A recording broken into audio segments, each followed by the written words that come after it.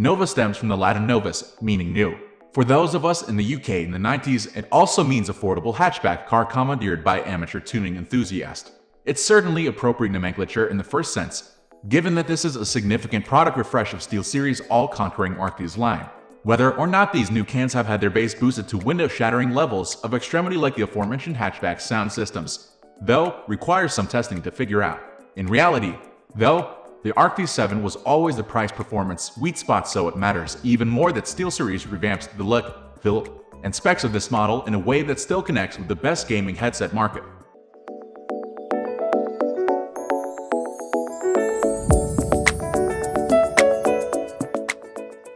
Design. Features. We love the Arctis Nova Pro's visual design, and well, as a result, we can't help but love this one too. There's not much between the Arctis Nova 7 and its pricier stablemate, the big difference being the earbed cushioning material. There's no real drawback to that. Both are incredibly, startlingly comfortable, and while the pleather creates that airtight feel around your ears that lends itself to resonant bass response but creates a sauna in the process, here there's a more neutral low end and a bit more breathability from the fabric, meaning lower temps. Comparing the Arctis Nova 7 to the older 7 though, you notice many more significant updates. The old ski goggle headband's gone, and a hard-headed cull of the Arctis' most distinctive element.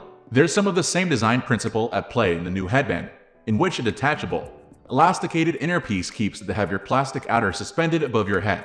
At present, it's doing its job just fine, but to the touch it does make you wonder if it'll last long-term before the outer band starts to sag down and dig in. That's pure speculation, we're only going by the lightweight nature of the fabric. Controls are slightly repositioned but as they were before in function: power, mute, chat mix scroller, volume scroller. The chat mix scroller's notched in the middle, as before, and we're really pleased that small but welcome touch has migrated.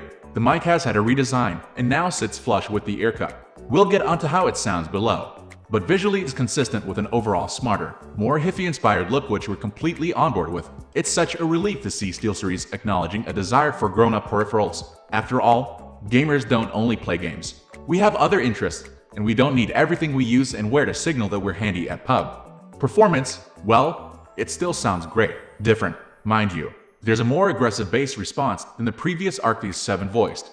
And in fact, every model refreshed since 2016 seems to have been surreptitiously ramping up the buttery biscuit bass. It's still pretty precise, although at higher volumes it does start to intrude on details higher up the audio spectrum. The overall effect is powerful and emotive, so the net result of the audio tweak is that it's a bit more specialized to gaming sound now. It sounds particularly polished and well-balanced in titles with crunchy sound design like Battlefield V.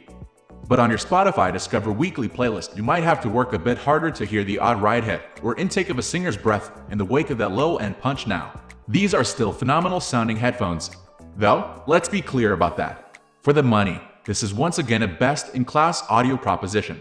The mic, on the other hand, hasn't quite caught up to the best competitor offerings. It's quite thin and scratchy in comparison to its peers from Corsair, Epos, but it is at least clear and sits high up in the EQ spectrum to cut through miscellaneous game rumblings easily. We are going to end this video right away. If you have any query or information to share, please leave a comment below. Thanks for watching.